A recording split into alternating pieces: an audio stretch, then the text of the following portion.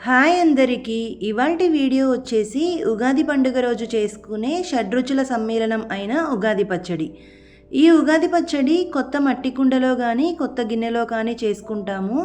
అందులో పులుపుకి గుర్తుగా చింతపండు రసం యాడ్ చేసి తగినన్ని వాటర్ యాడ్ చేసుకొని, తీపికి గుర్తుగా బెల్లం తరుగు, వగరుకి గుర్తుగా మామిడికాయ ముక్కలు, చేదుకి గుర్తుగా వేప పువ్వు, కారంకి గుర్తుగా అర టీ స్పూన్ ఎండుకారం. ఈ కారంకి బదులుగా కావాలంటే సన్నగా తరిగిన పచ్చిమిర్చి ముక్కలు కానీ మిరియాల పొడి కానీ యాడ్ చేసుకోవచ్చు.